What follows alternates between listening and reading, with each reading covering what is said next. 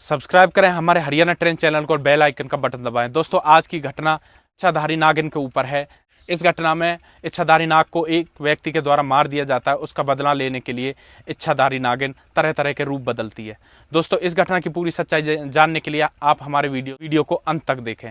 दोस्तों यह घटना राजस्थान के सिरोही से निकल कर आ रही है। दोस्तों एक विनोद नाम का व्यक्ति होता है, वह चरवाहा होता है जो अपनी गाय भैंसों को चराता है और उनका दूध निकालकर अपना पालन पोषण करता है। दोस्तों एक दिन क्या होता है कि विनोद बीमार हो जाता है। वह अपनी गाय भैंसों को जंगल में चराने के लिए नहीं ले जा पाता है। तब वह अपने छोटे भाई से कहता है कि वह जंगल में गाय भैंसों को चराने के लिए ले जाए। उसका छोटा भाई मान जाता है और गाय भैंसों को जंगल की तरफ ले जाता है। लेकिन जैसे ही वो शाम को वापस आता है तो विनोद उन गाय भैंसों की गिनती करता है तो उसमें एक गाय कम होती है। तब वह अपने छोटे भाई से कहता है कि इसमें तो एक गाय कम है, एक गाय कहाँ रह गई। तब उसका छोटा भाई बोलता है कि शायद वह रास्ते में पीछे पीछे आ रही होगी। लेकिन कुछ देर इंतजार करने के पश्चात वह एक गाय वापस नहीं आती है। तब विनोद कुमार खुद एक हाथ में डंडा लेकर उस गाय को ढूंढने के लिए निकल पड़ता है। दोस्तों शाम का वक्त हो रहा होता है, हल्का हल्का अंधेरा भी होने लगता है और विनोद अपने गाय की तलाश करता रहता है। वह तलाश करते करते नए जंगलों के बीच में पहुंच जाता है जहां पर बहुत सारे पेड़ होते हैं और बहुत सारे पत्ते बिखरे होते हैं। तब उसे वहां पर एक रोशनी दिखाई देती है जो बहुत तेज होती है। तब वह उस रोशनी के पास जाता है और डंडी की सहायता से देखता है कि यहाँ पर क्या है, और वहां पर एक सांप होता है। तब वह डंडे की सहायता से उस सांप को मार देता है और जो वो चमकीली चीज होती है, जो नागमणि होती है, उसको अपने जेब में रख के अपने घर आ जाता है। तब वह उस नागमणि के बारे में सोचता है कि यह नागमणि है और इससे जो मांगते हैं वह उसे मिल जाता है। तब वह उस नागमणि से अपनी गाय को मांगता है कि उसकी गाय वापस आ जाए। उसके कुछ देर बाद उसकी गाय वापस आ जाती है। उसके बाद वह बहुत खुश होता है और नागमणि से धन दौलत संपत्ति सब कुछ मांगता है। वह दिनों दिन अमीर होता चला जाता है और वह अपना खुद का ईंटों का भट्टा भी लगा लेता है। अब उसके नीचे हजारों मजदूर काम कर रहे होते हैं। दोस्तों उधर नागिन अपने नाग को ढूंढते हुए इधर उधर भटकती रहती है। तब उसे उसका मरा हुआ नाग मिलता है। वह बहुत ज्यादा दुखी होती है, रोती है और वह नाग की आंखों में देखती है कि इसे किसने मारा है।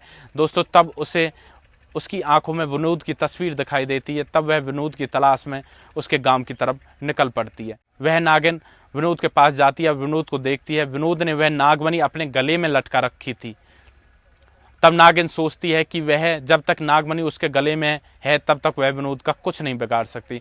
तब वह नागिन जो रूप बदली हुई होती है वह विनोद से काम मांगती है और विनोद को कहती है उसका इस दुनिया में कोई नहीं है, उसे काम दे दो। विनोद उसकी सुंदरता पर मोहित हो जाता है और उसे अपने पास रख लेता है। दोस्तों धीरे धीरे विनोद उसके नजदीक आने लगता है और विनोद को उससे प्यार हो जाता है।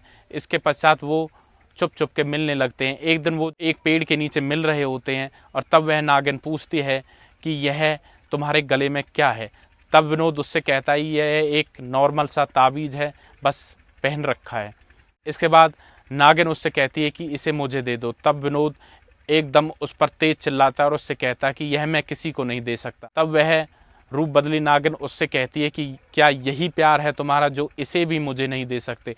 दोस्तों तब विनोद इसके बारे में सोचता है और उससे कहता है कि मैं तुम्हें इसे दे दूंगा लेकिन थोड़ी देर पश्चात तुम्हें वापस करना होगा। नागिन एग्री हो जाती है और विनोद उसे अपनी नागमणि निकालकर उसको दे देता है। दोस्तों जैसे ही नागमणि उस नागिन के हाथ में आती है वह एक बड़े सर्प का रूप धारण कर लेती है और विनोद को डसना शुरू कर देती है। दोस्तों वह विनोद को हर जगह से डसती है।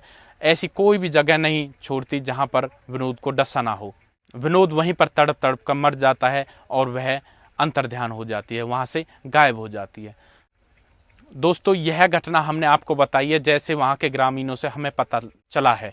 दोस्तों क्या यह घटना सच हो सकती है या झूठ हो सकती है, आप अपनी राय हमें कमेंट बॉक्स में दे सकते हैं।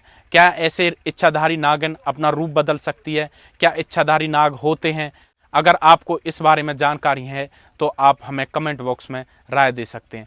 दोस्तों यह घटना कितनी सच है कितनी झूठ है ये तो हमें पता नहीं है, लेकिन जो वहाँ के ग्रामीणों ने हमें बताया है वह सब हमने आपके सामने बयां किया है। दोस्तों नेक्स्ट वीडियो में हम आपके सामने फिर हाजिर होंगे। तब तक के लिए सुरक्षित रहें, सावधान रहें। जय हिंद, जय भारत।